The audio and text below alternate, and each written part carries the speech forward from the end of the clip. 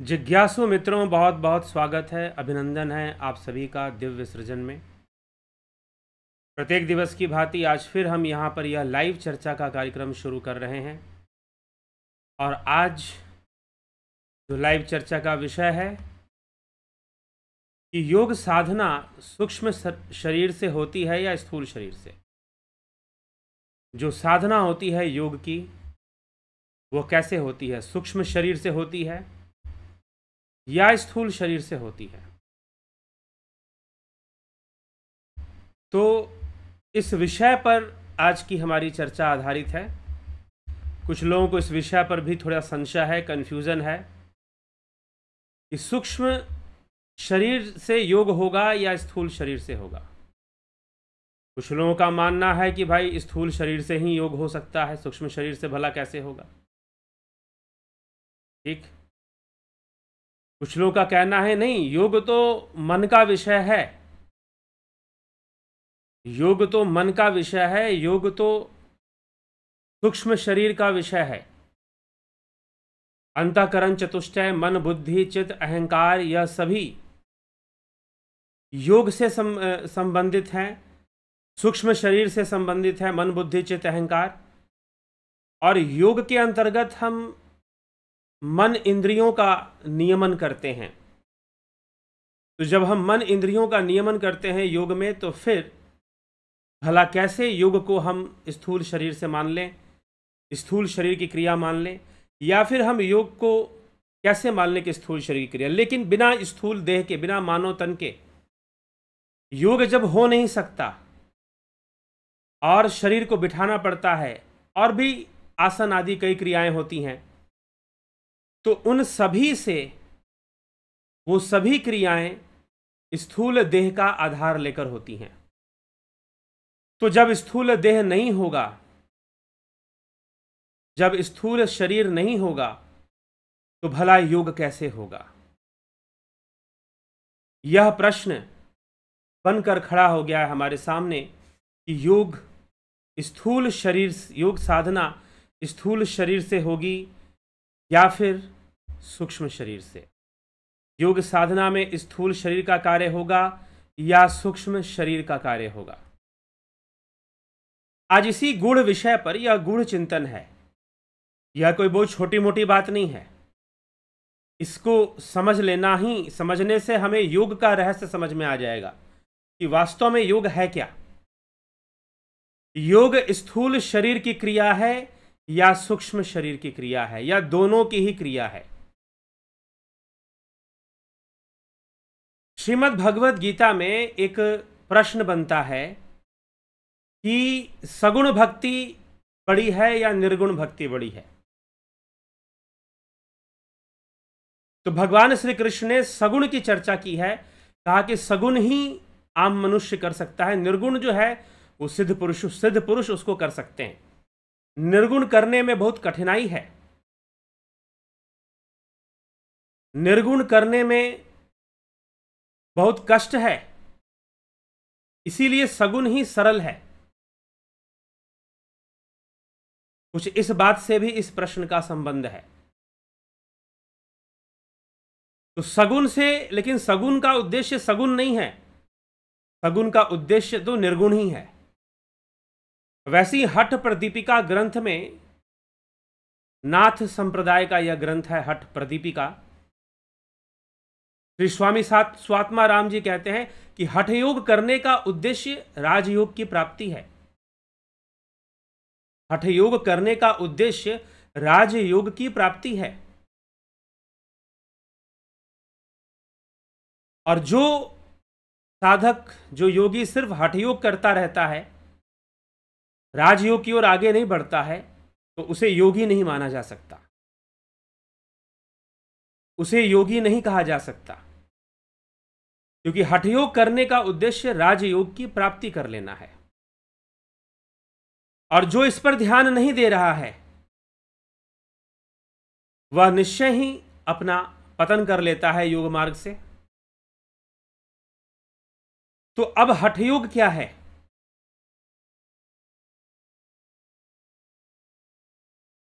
हठ योग, वैसे तो हठ योग की आध्यात्मिक परिभाषा भी है,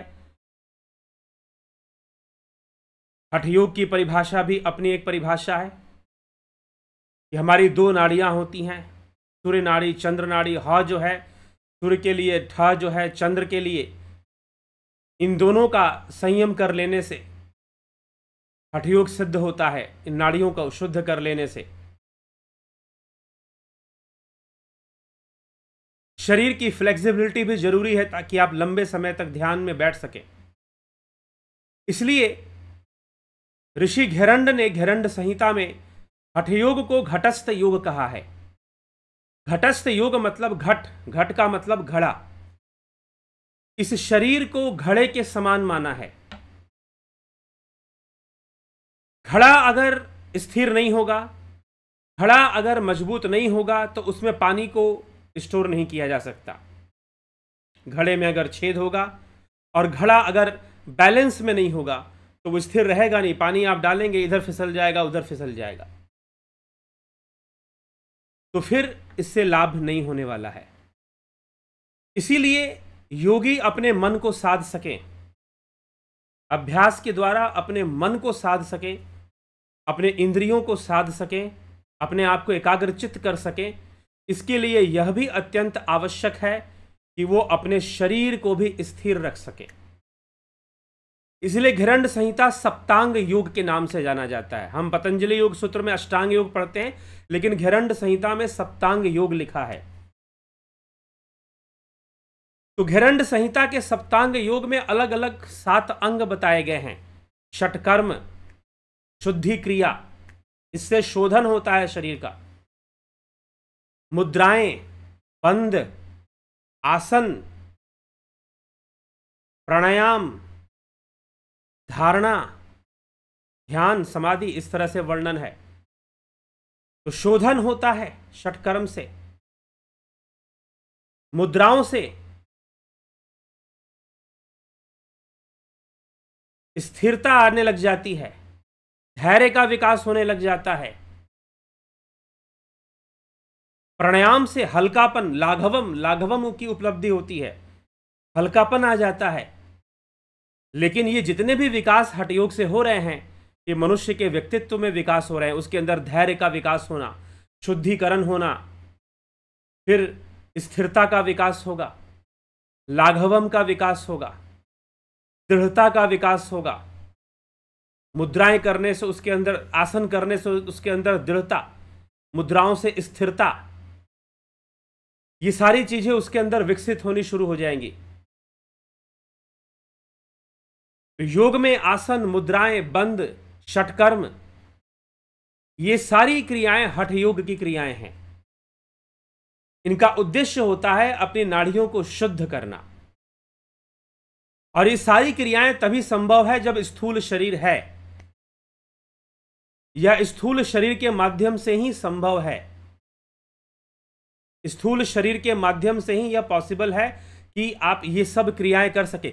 लेकिन इन सब क्रियाओं का उद्देश्य क्या है? उद्देश्य क्या है? जब आपकी नाड़ियां शुद्ध हो जाती हैं और शुद्ध चलती हैं तो आप एक हल्कापन अनुभव करते हैं, लाघवम की अनुभूति होती है। अब हल्कापन का आप मतलब ये मत समझ लीजिएगा सिर्फ वजन कम हो जाना, नहीं। जैसे कई लोग कहते हैं कि हम ध्यान करते हैं तो हमको हल्कापन होता है। मोटा ताजा आदमी बोलेगा ध्यान करके हल्कापन, रिलैक्स फील होता है और हल्कापन हो जाता है शरीर। तो ये सारी क्रियाओं को करने का उद्देश्य क्या है? षटकर्म, मुद्राएं, आसन, प्राणायाम, ये जितनी भी क्रियाएं हैं इनको करने का उद्देश्य क्या है? फिर धारणा, ध्यान, समाधि, 4-5 से प्रत्याहार नहीं होता सप्तांग योग में, घेरंड संहिता में। तो ये सब करने की उद्देश्य क्या है? ये जो शरीर के जो प्रयोग किए जा रहे हैं, किस लिए किए जा रहे हैं? ताकि आप धारणा, ध्यान, समाधि को प्राप्त करें। ये योगा का कॉन्सेप्ट है। लोग गलत कॉन्सेप्ट लेके चलेंगे तो इसका मतलब ये नहीं कि हम उनको सेटिस्फाई करना शुरू कर दें। अगर कोई ये समझता है योगा मतलब पेट कम करना, तो गलत समझता है। तो बहुत भीड़ इकट्ठी हो जाए इसके लिए हम गलत कॉन्सेप्ट पे चले जाएं, ये कभी भी उचित नहीं होता। तो ये सारी क्रियाएं करने से जब हम ये सारी क्रियाएं करते हैं तो फिर क्या होता है, आपका ध्यान अच्छा होता है, धारणा अच्छी होती है, फिर धारणा होगा, फिर ध्यान, फिर समाधि की प्राप्ति होती है। तो अब यहां पर दो प्रकार की साधनाएं बताई गई हैं। महर्षि पतंजलि ने कहा है, अपने अष्टांग योग को महर्षि पतंजलि ने दो भाग में बांटा है, बहिरंग साधना और अंतरंग साधना। बहिरंग साधनाएं कौन कौन सी हैं? यम, नियम, आसन, प्राणायाम, प्रत्याहार, यहां तक बहिरंग कहा है योग सूत्र में। धारणा, ध्यान, समाधि को अंतरंग कहा है। धारणा, ध्यान, समाधि को अंतरंग कहा गया है। योग वासिष्ठ में यम, नियम, आसन, प्राणायाम को बहिरंग कहा गया है। प्रत्याहार, धारणा, ध्यान, समाधि को अंतरंग कहा गया है। तो बहिरंग का मतलब है जिसमें शरीर लगेगा, स्थूल देह लगेगा, और अंतरंग का मतलब है जिसमें स्थूल देह शांत रहेगा, अंदर की क्रियाएं चलेंगी, मन, बुद्धि, चित्त, अहंकार का अभ्यास चलेगा, चित्त वृत्ति निरोध का अभ्यास चलेगा। लेकिन उनको करने के लिए ये सहायक हैं। लेकिन आप किसी एक अंग को पकड़ लो और उसी को सब कुछ मान लो तो मूर्खता होगी। कोई कहे कि नहीं बस यम का पालन कर लो, कोई कहे कि बस नियम का पालन कर लो। नहीं, जो योगी आगे बढ़ गए उनके लिए बातें बदल जाती हैं। इसलिए योगा कॉन्सेप्ट, योगा साइंस को समझना जरूरी है, इसकी क्या कॉन्सेप्ट हमें देने की कोशिश कर रहा है। लेकिन ज्यादातर लोग जब अत्यधिक आदर्शवादी या अत्यधिक धार्मिक बनते हैं तो थोपने वाली बातें शुरू कर देंगे। थोपो इस चीज को। उस पैटर्न को समझना जरूरी है कि योग आपको देना क्या चाहता है। आप क्या लेना चाहते हो वो अलग बात है। आप लेना चाहते हो कि भाई आंखों की रोशनी कम हो रही, चलो योगा कर लेते हैं, पेट बढ़ रहा है तो चलो योगा कर लेते हैं। अगर आपको पेट ही कम करना है तो मुझे लगता है योगा से बेहतर विकल्प भी हैं। फिर अगर मात्र आपको अपना पेट कम करना है तो योग से बेहतर विकल्प है, बेटर ऑप्शंस हैं, फिर जल्दी पेट कम कर देंगे आपके।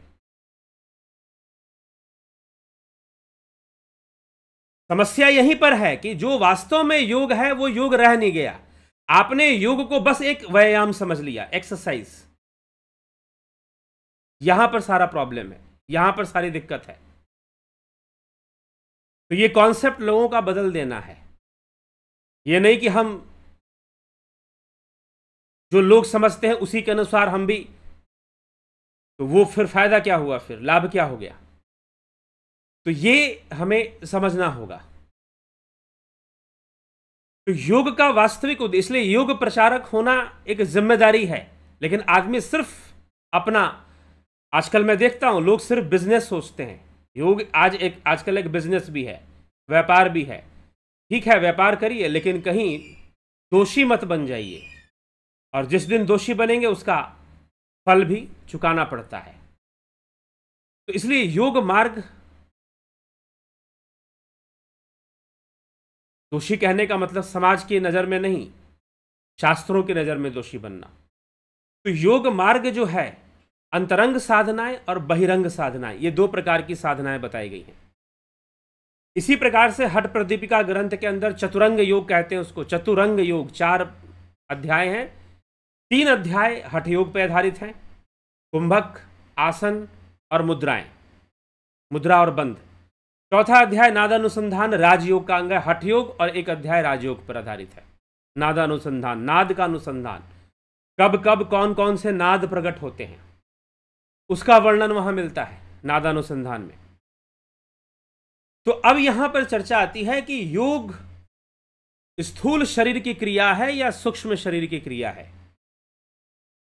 तो अब योग का लक्ष्य क्या है? योग का लक्ष्य है कैवल्य की प्राप्ति, निर्वाण की प्राप्ति या कैवल्य की प्राप्ति, चित्त वृत्ति निरोध, स्वरूप को प्राप्त कर लेना। तदद्रष्टु स्वरूपे अवस्थानाम, स्वरूप में स्थित हो जाना। तदद्रष्टु स्वरूपे अवस्थानाम, स्वरूप में स्थित हो जाना, स्वरूप में हमारी स्थिति बन जाना। हम अपने वास्तविक स्वरूप को जान लें, शुद्ध चेतना से जुड़ जाएं। ये वास्तव में योग का उद्देश्य। हां, अब योग करने से बहुत सारे लाभ दूसरे भी मिल जाते हैं आपको, शारीरिक लाभ, मानसिक लाभ, मनोरोग से छुटकारा, शारीरिक रोगों से भी छुटकारा, ये सारे लाभ भी मिलने लग जाते हैं। जैसे कि आदमी साइकिल चलाए, अब एक गरीब, देखिए साइकिल अमीर लोग भी चलाते हैं, गरीब लोग भी चलाते हैं। गरीब आदमी बेचारा मजबूरी में साइकिल चलाता है, अमीर आदमी बेचारा खा खा के मोटा हुए जा रहा है, इसलिए साइकिल चलाना पड़ता है उसको कि भाई साइकिलिंग करो, थोड़ा सा वजन कम हो, शरीर ठीक रहे, संतुलित अवस्था में रहे। ठीक है, गरीब लोग जो है बेचारे वैसे ही वो शरीर से मेहनत करते रहते हैं, और जो अमीर हो जाते हैं वो जिम में जाकर पैसा देकर पर मंथ, बड़े बड़े जिमों में जाओ तो 10-10 हज़ार, 6-6 हज़ार, 5-5 हज़ार तक की फीस होती है एक महीने की। ठीक है, तो वो जिम में जाकर मेहनत करते हैं, लेकिन करना तो पड़ता है। तो जो योग का प्रारंभ है, योग का जो लक्ष्य है वो स्वरूप की उपलब्धि है, योग का जो लक्ष्य है कैवल्य की प्राप्ति है, ये योग का लक्ष्य है। और जो लक्ष्य को छोड़कर योग कर रहा है, अब एक बात बताइए, एक गरीब आदमी अपने, वो बेचारा मजदूरी करता है या फिर अपनी ड्यूटी पर जाता है, तो साइकिल चलाकर वो अपनी ड्यूटी पे जाता है। अब एक अमीर आदमी वो जिम में जाता है या साइकिलिंग वाली मशीन खरीद लेता है और वो साइकिलिंग कर रहा है। तो एक बात बताइए, वास्तव में साइकिलिंग कौन कर रहा है? वास्तव में साइकिल चला कौन रहा है? आप कहेंगे कि वो अमीर आदमी साइकिल चला रहा है, नहीं, वो तो अपनी फिटनेस के लिए साइकिलिंग करना पड़ रहा है, मजबूरी है बेचारे की। साइकिल चलाना उसका उद्देश्य नहीं है, या साइकिल चलाकर कहीं पहुंचना उसका उद्देश्य नहीं है। लेकिन जो गरीब आदमी है उसका साइकिल चलाना उसका जीवन का लक्ष्य नहीं है, साइकिल के माध्यम से अपने लक्ष्य तक उसको पहुंचना है, जहां पर उसकी ड्यूटी है, जहां पर उसको काम करना है, वो साइकिल चलाकर वहां पहुंचना चाहता है। साइकिलिंग कर कर फिटनेस बनाना उसका लक्ष्य नहीं है, लेकिन फिटनेस तो उसको मिल रही है, साइकिलिंग करेगा तो फिट भी रहेगा। लेकिन जो वो अमीर है उसको साइकिल चलाकर कहीं पहुंचना नहीं है, साइकिल उसके लिए कन्वेंस नहीं है, साधन नहीं है। वो तो साइकिलिंग कर रहा है कि उसका ब्लड शुगर ना बढ़े, उसका जो है चर्बी ना बढ़े, कोलेस्ट्रॉल ना बढ़े, इसलिए वो साइकिलिंग कर रहा है, ना कि साइकिल चलाना उसका कोई लक्ष्य है या साइकिल से कहीं पहुंचना उसका लक्ष्य है। अब साइकिल चलाओगे तो शारीरिक लाभ भी मिल जा रहा है, वो एक अलग बात है, वो एक अलग विषय है। वैसे ही योग का लक्ष्य तो कुछ और है, लेकिन जब आप योग करते हैं तो आपको शारीरिक लाभ भी प्राप्त हो जाता है, आपको शारीरिक लाभ भी साथ में प्राप्त हो जाता है, आपको मानसिक लाभ भी प्राप्त हो जाता है, और ये दोनों संतुलित होते हैं तब आपकी योग साधना। इसलिए घटस्थ योग का कॉन्सेप्ट रखा गया। घटस्थ योग, ये शरीर उस घड़े के समान है, इस घड़े का स्थिर होना जरूरी है, इसका बैलेंस में होना जरूरी है। बस बहुत कोई एकदम पेट जाकर सटा हुआ रहे एकदम, फिर तो सबसे बड़े योगी जितने फिल्म स्टार हैं वो सबसे बड़े योगी कहलाएंगे फिर, क्योंकि वो लोग सबसे ज्यादा फिट दिखाई देते हैं। जितने भी फिल्म के एक्टर एक्ट्रेस हैं वो सबसे बड़े योगी कहे जाने चाहिए, क्योंकि वो फिट दिखाई देते हैं। अगर आप इसी से योगा को डिटेक्ट करते हो या समझते हो तो योग करना जो है उसका लक्ष्य कुछ और है, लेकिन उसके फायदे अनेकों हैं। सांसारिक लाभ भी है योग करने का, मानसिक लाभ भी है, साइकोलॉजिकल बेनिफिट्स भी हैं, आध्यात्मिक लाभ भी है। एक तीर से अनेकों निशाने होते हैं योग में। योग करने का यही फायदा है, यही लाभ है। तो योग मात्र कोई फिजिकल एक्टिविटी नहीं है, योग एक जीवन शैली है। उस जीवन शैली में अपने आप को ढालना, योगी जो है एक अंडरस्टैंडिंग, एक समझ है, उस समझ के साथ जीवन जीना कि हमें संतुलित अवस्था में बने रहना है, मन से शरीर से हमें एक संतुलित अवस्था में बने रहना है, ये योग करने का उद्देश्य है।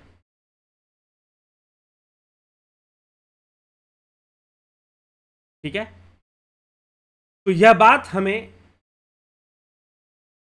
समझनी है, इस बात को हमें समझकर योग का लाभ उठाना है, नहीं तो हम जो है योग के लक्ष्य से इधर उधर जा सकते हैं।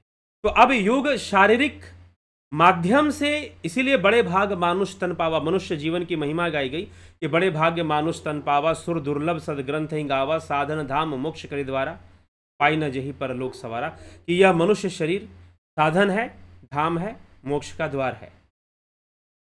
तो यह मनुष्य शरीर साधन है योग करने का। योग का उद्देश्य शरीर नहीं है। यह मनुष्य शरीर साधन है योग को प्रारंभ करने का, योग की शुरुआत करने का साधन।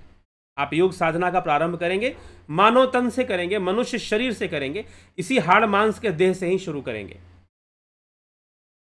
लेकिन यह शरीर योग का लक्ष्य नहीं है। योग का लक्ष्य है स्वरूप, आत्मा। योग का लक्ष्य है स्वरूप, तद द्रष्टु स्वरूपे अवस्थानाम। स्वरूप में जाकर स्थित हो जाओ, यह योग का लक्ष्य है। अपने स्वरूप को उपलब्ध हो जाओ, आत्मा को उपलब्ध हो जाओ, उसमें लीन हो जाओ, एकाग्र हो जाओ, एकाग्र चित्त हो जाओ उसमें जाकर।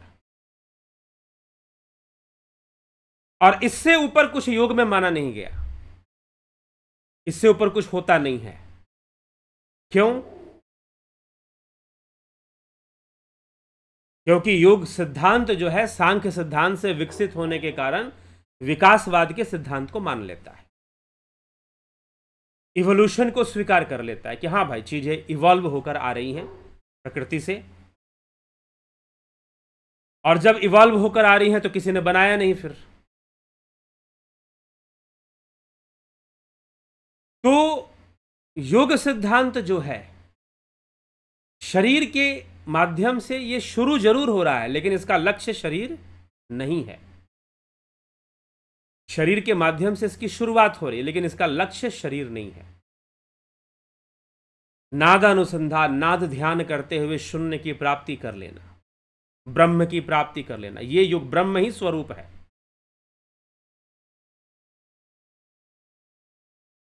यह अद्वैत सिद्धांत है, ये ब्रह्म ही स्वरूप है। अयमात्मा ब्रह्म से इसको सिद्ध किया जाता है, ये आत्मा ही ब्रह्म है। तो इसलिए ब्रह्म ही स्वरूप है, तुम्हारा निज स्वरूप। तो वहां तक पहुंचना योग का लक्ष्य है। तो योग स्थूल देह से शुरू होगा और सूक्ष्म को पकड़ेगा। किसको पकड़ेगा? सूक्ष्म को। पहले वो किसको साधेगा? पहले तो चलो आप शरीर को साधो, शरीर को एक ऐसी अवस्था में ले आओ जिससे कि आप आसानी से लंबे से, दर्द होता है, पीठ कमर दर्द होता है, सर्वाइकल पेन्स वगैरह प्रॉब्लम कर सकती हैं ध्यान में बैठने में, तो आप थोड़ा सा आसन पीछे वाले कर लिया करो।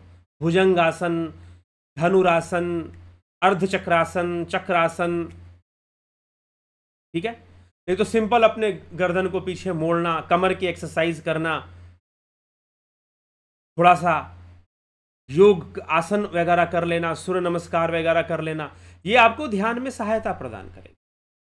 पथ्य अपथ्य का ध्यान रखें, आहार का थोड़ा ध्यान रखें, प्राणायाम की क्रिया अच्छे से करें, कुंभक की क्रिया अच्छे से करें, लाघवम मिलेगा, हल्कापन आएगा आपके भीतर,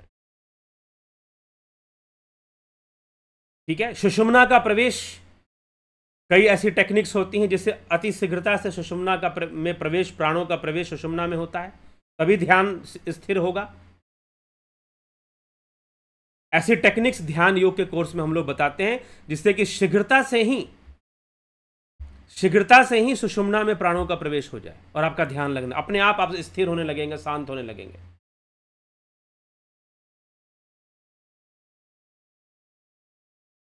ठीक है, अपने आप स्थिर होने लगेंगे और शांत होने लगेंगे। ऐसा अभ्यास करवाया जाता है ध्यान योग के कोर्स में। तो इस प्रकार से यह सब चलता है। तो योग साधना शरीर से शुरू हो रही है, लेकिन इसका लक्ष्य स्वरूप की उपलब्धि करना है। स्वरूप क्या सूक्ष्म शरीर है? नहीं, स्थूल और सूक्ष्म से भी परे है स्वरूप। सूक्ष्म शरीर मन बुद्धि चित्त अहंकार इसके मुख्य अंग हैं, हालांकि इंद्रियां भी सूक्ष्म शरीर का ही अंग है। हाँ, बाह्य इंद्रियां जो है बस उसकी अभिव्यक्ति मात्र है बाह्य जगत में, शरीर के अंदर, लेकिन वो वास्तव में सूक्ष्म रूप में है।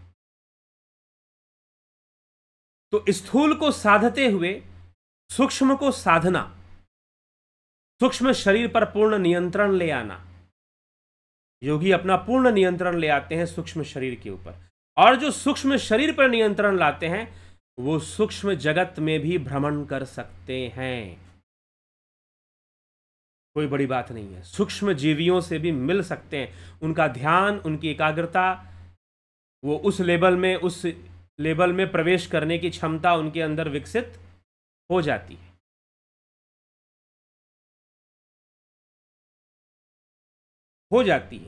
तो जिन्होंने स्थूल को साधते हुए सूक्ष्म को पूर्णता साध लिया है सूक्ष्म को पूर्णता जिन्होंने साध लिया है, उनको आवश्यकता नहीं पड़ती कि वो स्थूल को साधें। अब उनकी जरूरत नहीं है स्थूल साधना। इसलिए कई योगी हुए, कई सिद्ध पुरुष हुए, आप देखोगे उनका शरीर बहुत बहुत हृष्ट पुष्ट होता था। तैलंग स्वामी, काशी के अंदर एक बहुत बड़े संत हुए तैलंग स्वामी, उनका जो शरीर था बहुत ही हृष्ट पुष्ट, अच्छी खासी निकली हुई तोंद, और जो है ऐसे था। योगानंद परमहंस, उनका भी शरीर हम देखते हैं हृष्ट पुष्ट काफी। तो क्यों? वो सूक्ष्म को साध चुके थे, उनको कोई आवश्यकता नहीं थी कि वो स्थूल के चक्कर में ज्यादा पड़े।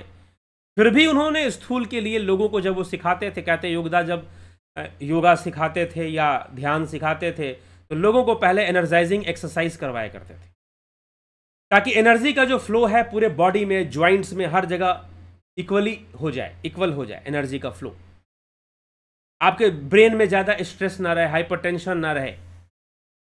तो कई ऐसे एक्सरसाइज करवा दिया करते थे जिससे कि जो टेंशन है वो डिवाइड हो जाए बॉडी के अंदर। तो उसको एनर्जाइजिंग एक्सरसाइज के रूप में लोग जानते हैं। बाद में एक योगाचार्य हुए धीरेन्द्र ब्रह्मचारी, उन्होंने सूक्ष्म व्यायाम के कुछ नियम बताए। इंदिरा गांधी के गुरु बताए जाते थे वो। सूक्ष्म व्यायाम, यौगिक सूक्ष्म व्यायाम के कुछ नियम बताए, जो कि एनर्जाइजिंग एक्सरसाइज पर ही बेस्ड था, कि आप अपने ज्वाइंट्स और एनर्जी के फ्लो को पूरे बॉडी के अंदर बराबर रखें। इसको करने के बाद आप ध्यान के लिए बैठें। ठीक है, तो ऐसा अभ्यास कराया जाता है। तो जिसने सूक्ष्म साध लिया, जिसने सूक्ष्म को साध लिया, उसके लिए आवश्यक नहीं कि वो स्थूल को साधे। तो वो सिद्ध पुरुष जिन्होंने अपने सूक्ष्म शरीर पर पूरा नियंत्रण ले आए हैं, सूक्ष्म शरीर पर पूरा कंट्रोल ला चुके हैं, और सूक्ष्म जगत पे उनका नियंत्रण चलता है। ऐसे योगियों की महिमा राजयोग में स्वामी विवेकानंद ने गाई है कि देवता भी उनका वंदन करते हैं जो ऐसा कर लेते हैं। वो सूक्ष्म शरीर पर, सूक्ष्म लोक में राज करते हैं एक तरह से। तो वैसे जो योगी बन चुके हैं, उनकी साधना सूक्ष्म शरीर से आगे बढ़ती है। उनको स्थूल शरीर की आवश्यकता नहीं पड़ती, उनको स्थूल शरीर की आवश्यकता फिर नहीं पड़ती है। वो सूक्ष्म शरीर से अपनी साधना को आगे बढ़ा सकते हैं। ऐसे कई योगी हुए। कहते हैं कि भगवान बुद्ध के गुरुओं में एक गुरु थे, उनका नाम था रामापुत्र। रामपुत्र नाम होगा, रामापुत्र ऐसे किताबों में लिखा हुआ मिल जाता है। रामापुत्र करके उनका नाम था। और जब वो उनसे ज्ञान लेने के लिए गए तो उनकी शर्त थी कि वो उन्हीं को शिक्षित करते थे, उन्हीं को कुछ बातें बताते थे, ध्यान के आगे का मार्ग बताते थे, जो सूक्ष्म शरीर में उनसे संपर्क बना सकते थे।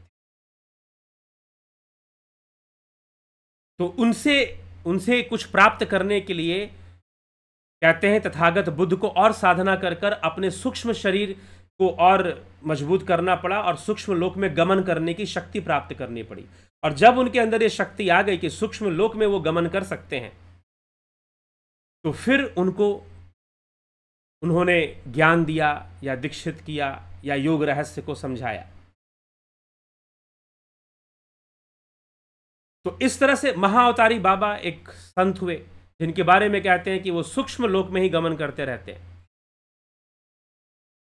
जो योग के तीव्र जिज्ञासु होते हैं, तीव्र जिज्ञासु योग के, उनके पास तो वो कई बार बिना बुलाए भी पहुंच जाते हैं, महाअवतारी बाबा। इसीलिए योग करना किस शरीर से हो रहा है? स्थूल बस एक प्रारंभ करने के लिए है, नहीं तो सूक्ष्म को साधना, सूक्ष्म से सब कुछ होना शुरू हो जाता है।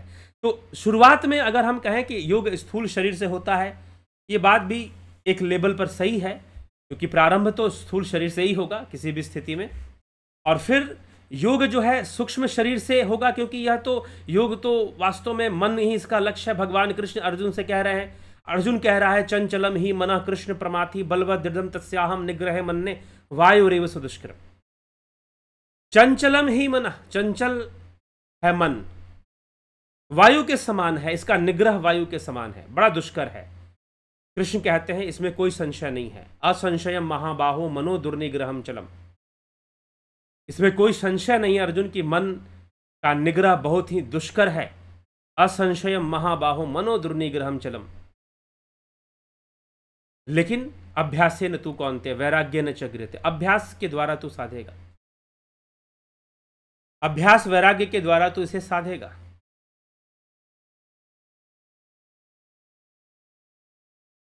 ठीक है, तो इसे साधना होगा अभ्यास वैराग्य के द्वारा। तो ये हमें समझना है, इस रहस्य को हमें समझना है। तो यहां पर भगवान मानसिक क्रिया बता रहे हैं, मन का अभ्यास होगा, चित्तवृत्ति निरोध का अभ्यास करना पड़ेगा, मन को बांधने का अभ्यास करना पड़ेगा, बिल्कुल। लेकिन शरीर से करते हुए हम आसानी से कर पाते हैं, क्योंकि अभी मन इंद्रियां आपस में जुड़ी हुई हैं, शरीर के साथ मन फंसा हुआ है, तो अभी वो शरीर के माध्यम से ही हिलता डुलता है।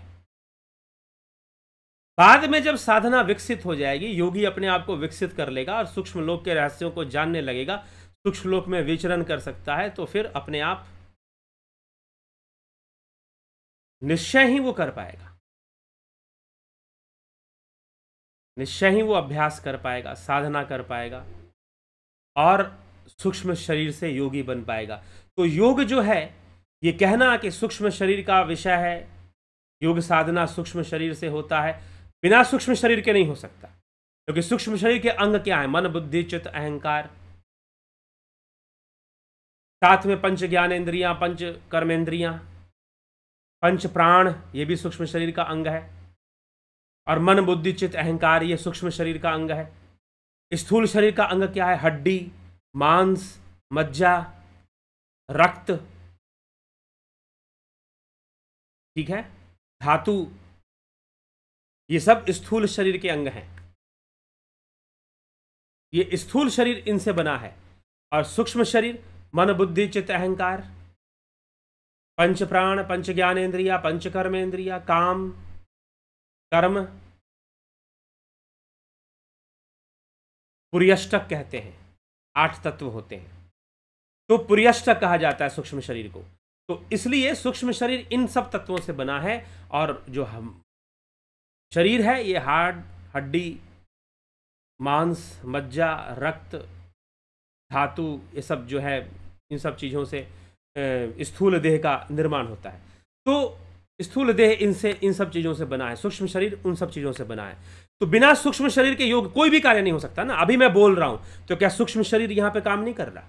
बात बताइए। हाँ, यह है कि सूक्ष्म शरीर सीमित होता है, एक बंधन में होता है स्थूल के। यही तो कैद खाना है, यही तो जेल है। जीवन मुक्त इसी को कहते हैं कि ये इसके बंधन को तोड़ देगा, जब योगी इस बंधन को तोड़ सकते हैं। ठीक है, तो प्रारंभ में स्थूल को टारगेट करके चलना पड़ता है, प्रारंभ में स्थूल के माध्यम से हमें आगे बढ़ना पड़ता है, लेकिन लक्ष्य स्थूल नहीं है, लक्ष्य हमारा स्थूल नहीं है। फिर जब आप आगे बढ़ जाएंगे तो स्थूल कैसा भी रहे ज्यादा फर्क नहीं पड़ेगा, सूक्ष्म जगत पे आपका काम चलता रहेगा। कहते हैं ना, हम वासी उस देश के जहां पार ब्रह्म का खेल, दीपक जले अगम का बिन बाती बिन तेल। स्थूल का कोई काम नहीं रह जाता योग में फिर, लेकिन किसके लिए? जो एक सिद्ध योगी हैं, जो एक विकसित योगी हैं, जो विकसित हो चुके हैं, डेवलप्ड हो चुके हैं। उनके लिए स्थूल देह का कोई काम नहीं रहता। ठीक है, कि वो स्थूल को साधेंगे, वो साध चुके हैं, स्थूल सूक्ष्म उनका सब सध चुका है। ठीक है, तो योग का क्या उद्देश्य है, शास्त्र सम्मत उद्देश्य योग का क्या है? क्योंकि जब हम योग शब्द का प्रयोग करते हैं तो हमें यह देखना पड़ेगा उसकी एटाइमोलॉजी क्या है, रियल मीनिंग क्या है। ये तो योग शब्द का हम प्रयोग ही ना करें, अगर हमें रियल मीनिंग पे जाना ही नहीं है, वास्तविक अर्थ को समझना ही नहीं है, तो उस शब्द का भी हम क्यों प्रयोग करें? हम शब्द का प्रयोग करेंगे, अर्थ अपना निकालेंगे तो गलत है। ठीक है, अर्थ अपना निकालेंगे तो फिर गलत हो जाएगा। तो हमें अपना अर्थ हम क्यों निकालें जब योग सूत्र अर्थ दे रहा है कि योग क्या है? तो यह विषय हमें भली भांति समझ लेना चाहिए। तो ये कहना कि सूक्ष्म शरीर, बिना सूक्ष्म शरीर के भी योग नहीं है, बिना स्थूल के भी योग का प्रारंभ नहीं है। तो प्रारंभिक योग में, हठ योग में स्थूल जरूरी है, सूक्ष्म भी जरूरी है। स्थूल की अपना कोई अस्तित्व नहीं होता, स्थूल निर्भर करता है। जैसे कि आपका कंप्यूटर है ना, बिना सॉफ्टवेयर के कंप्यूटर का हार्डवेयर किस काम का?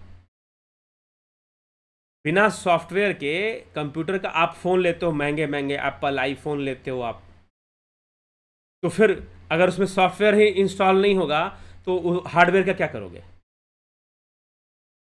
कचरा है वो।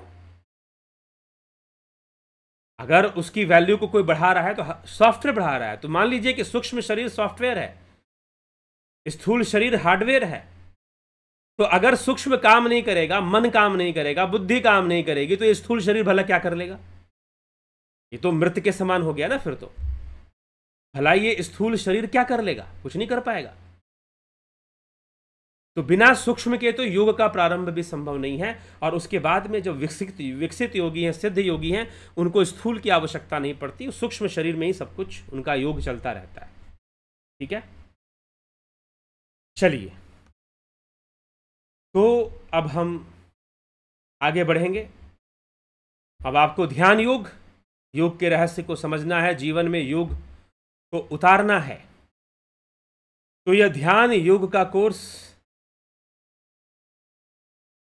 हम शुरू कर रहे हैं, प्रत्येक महीने होता है। ये 20 सितंबर से स्टार्ट हो रहा है ध्यान योग का कोर्स। इसका ड्यूरेशन है 1 month. Guided meditation, transcendental meditation, spiritual healing इसमें सिखाया जाता है। 2 मेंबरशिप है, Jupiter and Sun. Jupiter join करेंगे तो तीनों सिखाया जाएगा, गाइडेड, ट्रांसेंडेंटल, स्पिरिचुअल हीलिंग।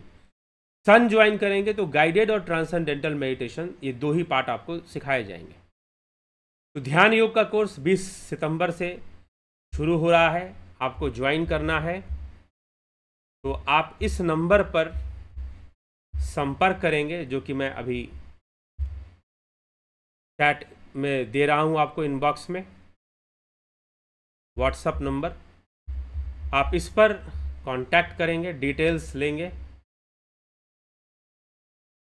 और संपर्क करेंगे 9661802459 9661802459। इस नंबर पे आप कांटेक्ट करके डिटेल्स लेंगे। प्राकृतिक चिकित्सा, यह भी कोर्स आप कर सकते हैं 20 सितंबर से। प्राकृतिक चिकित्सा मोटापा कम करने में बहुत अच्छी क्रिया है। ठीक है, और जो है आपको बहुत सहायता पहुंचाती है आपके शरीर को स्वस्थ रखने में। कई टेक्निक्स है, उसको फॉलो करते हैं नियम से, उसके लिए भी नियम होता है, कब क्या करना है, कब क्या नहीं करना है। तो अगर हम नियम से करते हैं तो बहुत अधिक हमें लाभ मिलता है।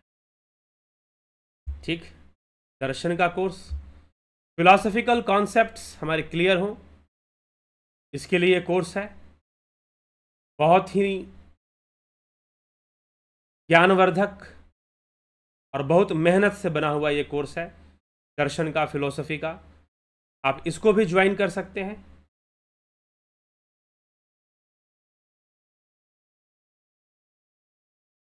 तो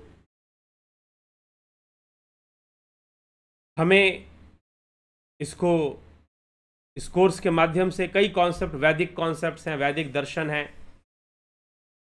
वैदिक दर्शन जो वेदों की भाषा समझाते हैं, वेदों में सृष्टि की रचना के बारे में, वेदों में देवताओं की स्तुति के बारे में, वेदों के अंदर जो है तर्क व्यवस्था के बारे में बहुत सारी चर्चाएं की गई हैं।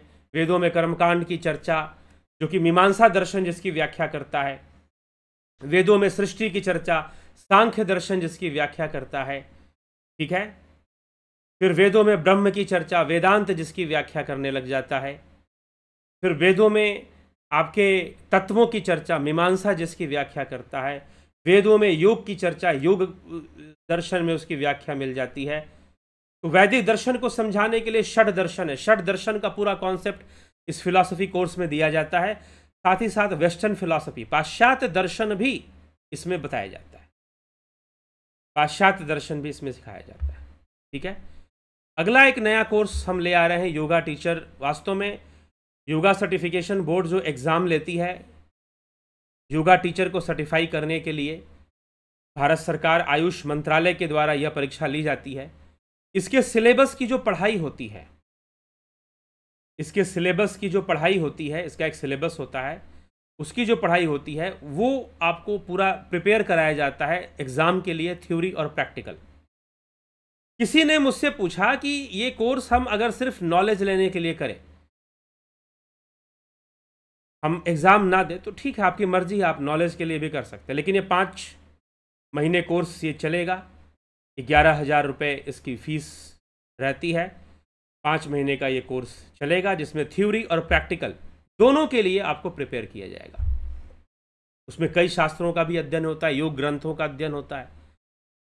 तो हठ प्रदीपिका ग्रंथ, घरंड संहिता, हठ रत्नावली, योग वाशिष्ठ, श्रीमद् भगवद गीता, पतंजलि योग सूत्र, इन सब के माध्यम से अध्ययन चलता है। योग का इतिहास और कौन मॉडर्न एज में कौन कौन से बड़े बड़े योगी हुए, स्वामी विवेकानंद, टी कृष्णमाचार्य, अरविंदो, महर्षि दयानंद सरस्वती, ऐसे कई योगियों की ये सिद्धांतों का अध्ययन होता है। और कई चीज़ें, फिर विज्ञान का अध्ययन, बायोलॉजी का अध्ययन भी इसमें होता है। तो इस प्रकार से ये सारी चीज़ें इसमें पढ़नी पड़ती हैं। तो इस एग्ज़ाम के लिए, preparation for वाईसीबी yoga teacher exam, तो उसके लिए ये कोर्स लॉन्च किया गया है।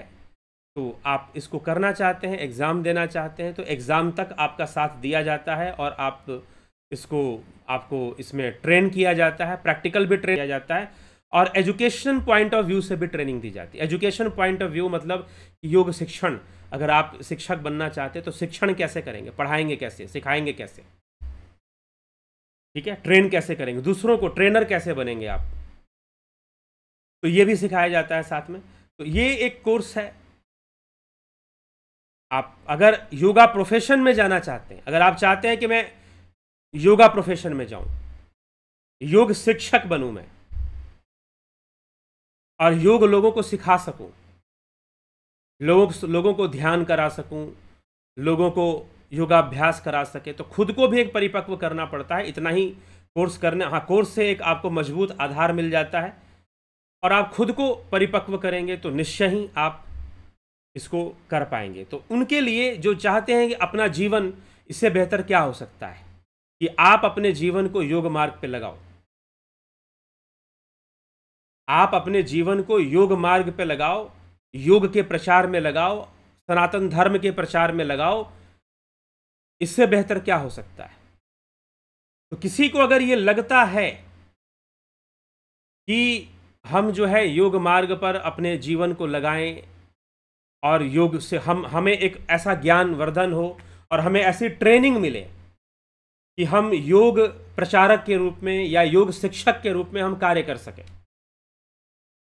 सनातन धर्म के प्रचारक के रूप में, शिक्षक के रूप में हम कार्य कर सकें, हमें ऐसी ट्रेनिंग मिले, तो इस कोर्स को करना और फिर बाद में कुछ और चीज़ें आपको ट्रेनिंग दी जाएंगी जिससे कि आप ट्रेंड हो जाएंगे कि आप जो है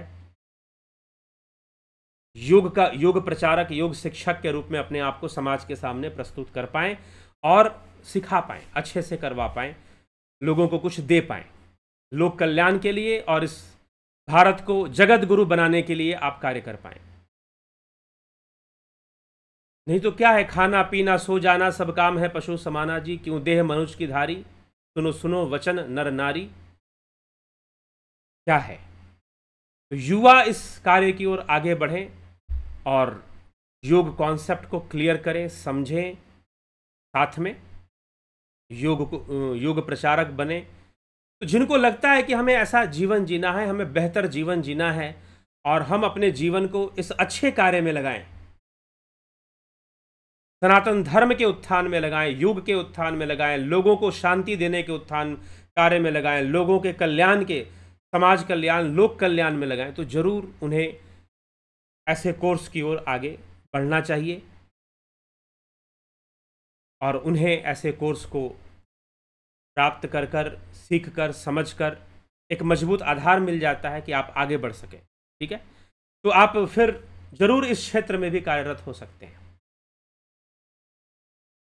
जरूर हो सकते हैं और लाभ उठा सकते हैं। हो सकता है कि आपके भीतर कोई महान योगी हो, कोई विवेकानंद बैठा हो आपके भीतर, कोई टी कृष्णमाचार्य बैठा हो, कोई ऐसे हठ योगी बैठे हो, कोई राजयोगी बैठे हो जो कि बहुत कुछ करने का सामर्थ्य रखते हो। तो चलिए, यह भी है, तो आप इस कोर्स को करना चाहते हैं,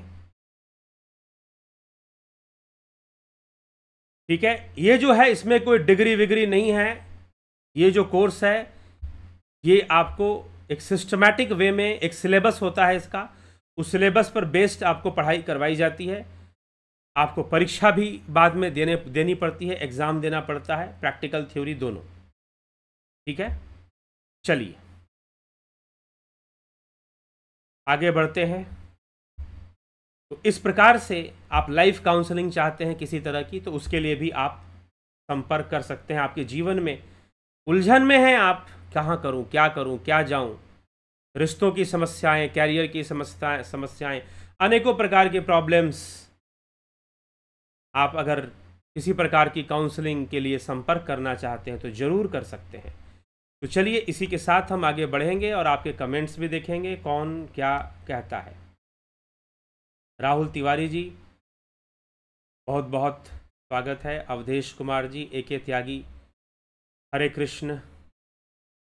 योगेश खैरनर जी, कमलेश खैरनर, संतोष गुप्ता, सोनी पंडित, जगत नारायण, अमन कक्कर जी, राजू पाल, विष्णु चंद्र मौर्य, श्वेता राय सिन्हा, कन्हाई कुमार, विनोद कुमार शर्मा, रामविलास जी, उत्कर्ष तिवारी, दयानंद जी, स्वामी भक्त देव, शुभयोगी, विनोद के सूद जी, ईशा जी, रतन सिंह, राम प्रकाश, दीपक शर्मा, सविता नायक, पीकू कुचाड़िया, माधुरी कोल्हे, गुमाना राम चौहान, अमन, शिखर शर्मा, व्यास सिंह, मिथिलेश सिंह, गोविंद प्रसाद नीमा, गंभीर शाह, बिमला शाह, नूतन भट्ट, आशा रानी, शंकर प्रसाद, खेम सुनार, धन्यवाद भारत, मीना मारू, Anil Soni, Kishor Vaidya, Ghanshyam Sarode, Prabhudatt Sharma ji, the real facts, Shivram Krishna ji, Dharmanand Pandit, स्थूल के बिना सूक्ष्म शरीर की यात्रा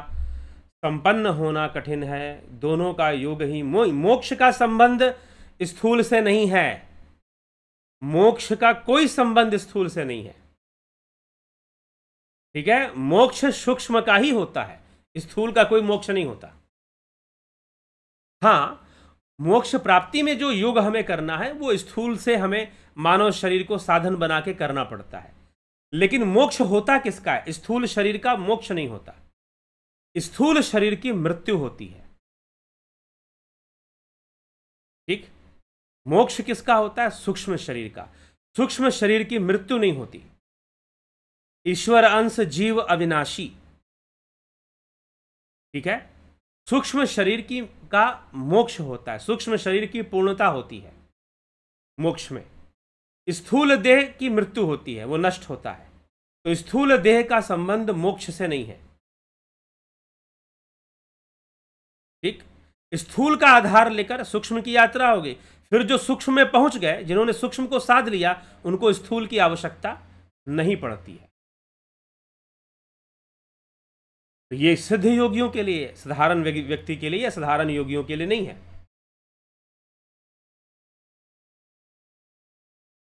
हीरालाल सर, योग की पढ़ाई करने के लिए डिग्री क्या चाहिए? कोई डिग्री इसकी नहीं चाहिए। आप 10वीं पास हो, 12वीं पास हो, चलेगा। हाँ, क्योंकि सिलेबस ऐसा है कि अगर आप थोड़े पढ़े लिखे हैं तभी आप उसको अच्छे से कवर कर पाएंगे। अगर कोई कहे कि मैं अभी प्राइमरी एजुकेशन तक पढ़ा हूँ तो उसे काफ़ी मेहनत करनी पड़ेगी। लेकिन जो कहेगा कि हाँ मैं 12वीं तक पढ़ा हूँ या कुछ पढ़ा हूँ या ग्रेजुएशन मैंने कर रखा है, वो भी साइंस ग्रेजुएट है, अगर साइंस ग्रेजुएट है तो फिर उसे ज़्यादा आसान हो गया। अगर बायोलॉजी वगैरह पढ़ा है तो और आसानी से पढ़ पाता है। तो अगर 10वीं पास भी आप हैं तो आप एलिजिबल हैं, ठीक है, इस पढ़ाई के लिए, इस परीक्षा को देने के लिए आप एलिजिबल हैं, आप कर सकते हैं। हाई स्कूल का मार्कशीट लगेगा? जी नहीं लगेगा, ठीक है, नहीं लगेगा। आप पढ़ाई कर सकते हैं, योग की पढ़ाई आप कर सकते हैं। आपको मेहनत ज़्यादा करनी पड़ेगी। अगर कोई एक नॉर्मल लेवल तक की पढ़ाई उसने अगर नहीं की है, नॉर्मल लेवल तक की पढ़ाई करना मतलब ग्रेजुएट तक कर लेना या 12वीं तक कम से कम कर लेना, तो अगर उतनी नहीं की है, 10वीं भी की है तो ठीक है, या उससे कम है तो उसे मेहनत ज़्यादा कर, एलिजिबल वो भी है। कोई 10वीं फेल है तो वो भी इस एग्ज़ाम के लिए एलिजिबल है। अगर कोई 10वीं भी पास नहीं किया है तो वो भी इस परीक्षा के लिए एलिजिबल है, योग्य है, परीक्षा दे सकता है, एडमिट कार्ड उसे पहुंचेगा। लेकिन उसको मेहनत थोड़ी ज़्यादा, पढ़ाई थोड़ी ज़्यादा करनी पड़ेगी, ये हो सकता है। चलिए, पलकधारी राजभर जी, ओम तसा। और उम्र की सीमा क्या है? 18 से 50 साल, 18 से 50 वर्ष तक। वैसे उम्र की भी कोई विशेष सीमा इसमें नहीं है, लेकिन हमने यहाँ पर 18 से 50 वर्ष के बीच के जो लोग होंगे उन्हीं को इस कोर्स में एडमिशन मिलेगा, ठीक है। हाँ, एक और इसमें छोटी सी व्यवस्था और है कि कुछ लोग कह रहे थे डिस्काउंट वगैरह, ऐसे नहीं है। सिर्फ डिस्काउंट है, आपको छूट है, आपको कुछ विधवा महिलाओं के लिए, अगर वो योग क्षेत्र में, अध्यात्म क्षेत्र में कार्यरत होना चाहती हैं और किसी तरह की उनको आर्थिक समस्या है या पति की मृत्यु हो गई है, ऐसी स्थिति में है, विधवा महिला है, तो फिर उनके लिए कुछ डिस्काउंट होगा। वो तभी बताया जाएगा जो व्यक्तिगत रूप से संपर्क करेंगे, ठीक है। +2 किए हुए हैं, 12 12वीं तक किए हुए हैं, बहुत अच्छी बात है, करिए। कोर्स करना है तो ठीक है। कुछ फीस को लेकर बोल रहे थे कि हमें सारा पेमेंट एक साथ करना पड़ेगा, नहीं, आप 2 पार्ट्स में कर सकते हैं। 50% आप स्टार्टिंग में ज़रूर कर दें, तो ये है। तो ये इसमें प्रावधान है। आप इस योगा, इसका एक सिलेबस होता है, आप सिलेबस चाहते हैं आपको सिलेबस भेज दिया जाएगा, और जो है पढ़ाई जो है फिर आपको पढ़ाया जाएगा, सारी चीज़ें उसमें। तो कोर्स 11 अक्टूबर का डेट दिया हुआ है, 11 अक्टूबर से शुरू हो जाएगा, क्लासेस शुरू हो जाएंगी। 11 अक्टूबर से क्लासेस स्टार्ट हो जाएंगी, ठीक है। चलिए, तो इतनी सी बात आपको समझकर चलना है और कोर्स करना है। योग शिक्षक बनना है, योग के क्षेत्र में, धर्म प्रचार के क्षेत्र में कार्यरत होना है, तो जरूर आप योग प्रचार के क्षेत्र में, धर्म प्रचार बोलने से लोग बहुत सारी चीज़ें उसमें इंक्लूड कर लेते हैं, ठीक है। तो विशेष रूप से योग और अध्यात्म हम कह सकते हैं, इस क्षेत्र में अगर हमें कार्य करना है तो निश्चय ही यह हमारे लिए कोर्स एक बहुत बड़ी आधार हमको देता है। कुछ लोग कहेंगे हम कर लेंगे, हमें नौकरी कहाँ मिलेगा? आप किसी भी स्कूल में टीचर, योगा टीचर लग सकते हैं, और कहीं आपको जगह नहीं मिलती है तो हम कोशिश करेंगे कि आपको कहीं ना कहीं आप जरूर लगें, कुछ करें, ठीक है। चलिए,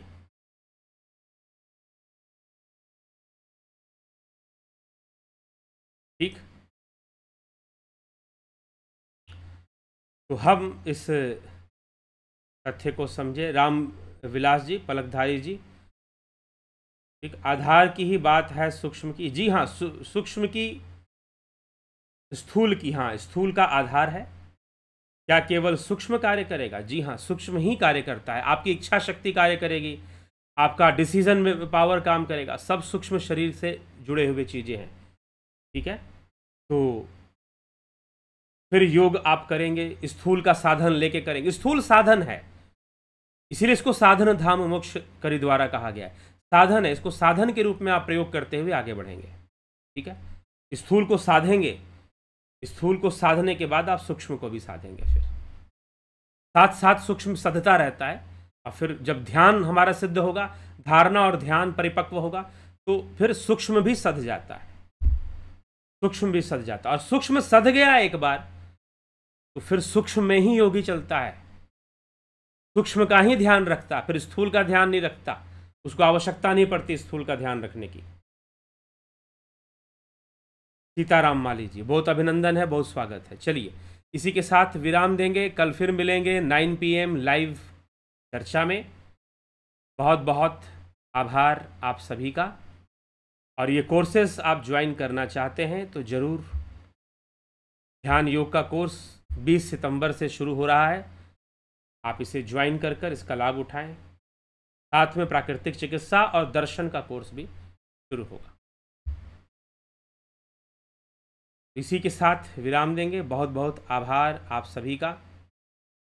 ओम तत्सत।